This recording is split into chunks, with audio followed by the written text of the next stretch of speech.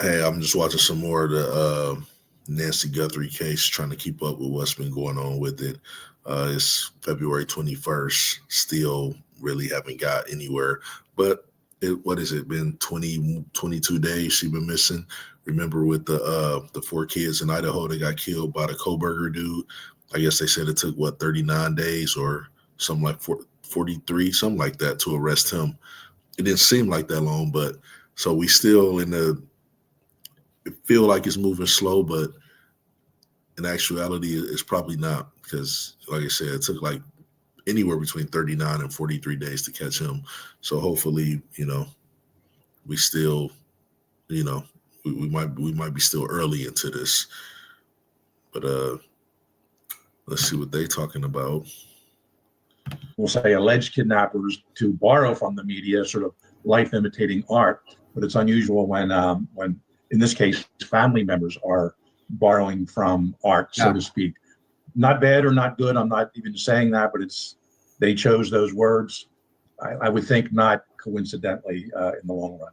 Yeah, I just felt like maybe she was trying to appeal to someone who may be obsessed with her. Which goes back to your theory of, it could be like a crazy fan. Mm. Yeah, and look, a lot of your listeners may be young and they may barely remember President Reagan, or even the assassination attempt on him in 1981. And that was by a guy named John Hinckley, who was obsessed with the young actress Jodie Foster.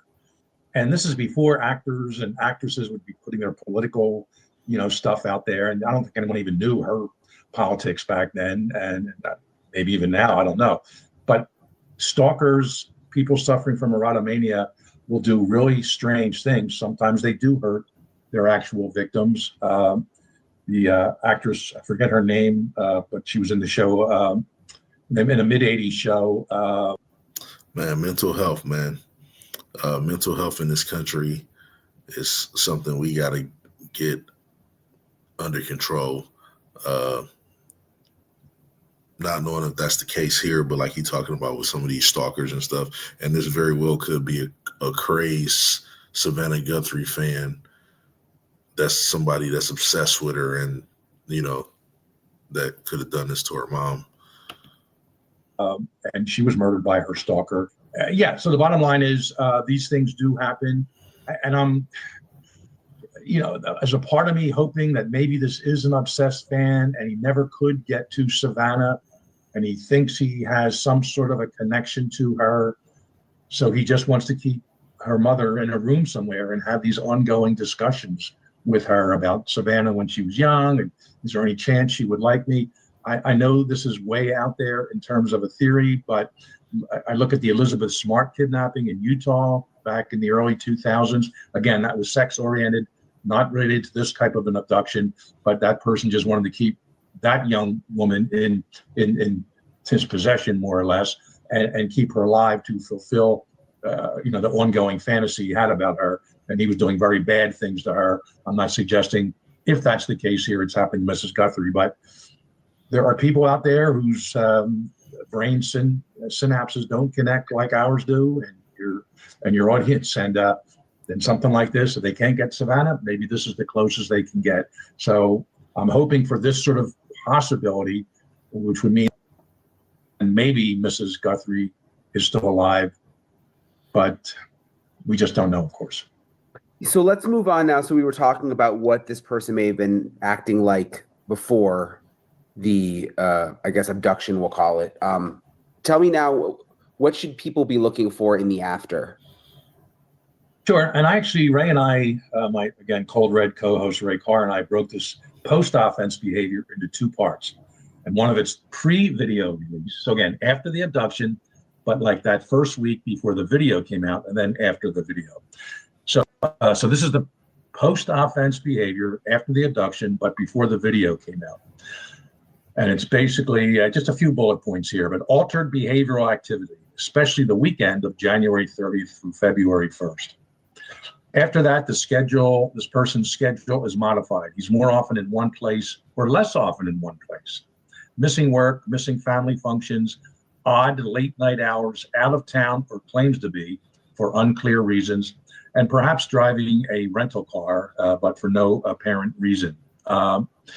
Obviously, observable mental strain, sleep disruption, potential for increased substance use, alcohol or drugs, over-explaining. And the thing is, I believe somebody knows who this is. They always do when any crime that's committed, no matter if you're a serial killer or whoever you are, bank robber, somebody know who it is. There's somebody that knows this person, and they know that this person has done this to this lady, have taken this lady or holding her hostage, or God forbid already, have killed her or something like that. And, if you do know what's going on in this situation, man, I would advise you to you do the right thing, because it's an unfortunate situation. Like, do the right thing, man. Claiming whereabouts or created unsolicited alibis, hypervigilance toward police presence, cleaning vehicle interior or interiors repeatedly, disposing of bags, gloves, or clothing, deep cleaning of residence garage, burning or discarding digital devices, storage, media.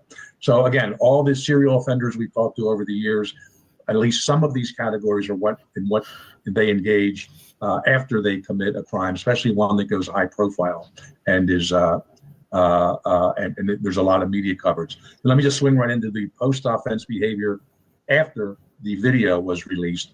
So take into account everything I've already mentioned. But now I don't think he suspected this, whether he had inside information somehow, some way that the Nest camera did not have a subscription. This may have thrown off, his thought process a bit. So now the video comes out, pretty clear of what he's wearing anyway, and he becomes even more frenetic, nervous, unstable, highly irritable, moving around physically, and even much more so than the past week. Possibly changes appearance, cuts hair, mustache, grows facial hair, and following the media even more obsessively. Frequent searches online of case updates or suspect descriptions, no doubt following the media. No doubt, Brian, listening to you both on television and digitally and on your pod as we talking right here, monitoring all different Facebook and social media groups, possibly calling tip lines with false or misleading information and posting speculative theories online, and possibly discussing the case excessively to gauge reactions of other people. So again, some of these may be right on the money. Some of it, once or twice he did this. One or two may not be applicable at all. But as I'm telling you, with everything I've just sort of mentioned here, if you know someone out there in any category of your life that fits at least, 3/4, the majority of these types of indicators, call the FBI tip line. If nothing else, you're going to get, and it's right, you're going to get $200,000. And that's what I'm saying, man. You're going to get $200,000. So if you know this person or think you might know this person, that's $200,000 for you. You do the right thing and you get $200,000. Because just imagine if that was your elderly mother or elderly family member. That's crazy. And to have someone missing, that's worse than death. Because at least death, you kind of you know where they are. They can rest in peace. But like, to have that hanging over your head, I can't imagine what their family is going through to have that hanging over their head, worried about, where their mom is, if she's safe, if she's alive.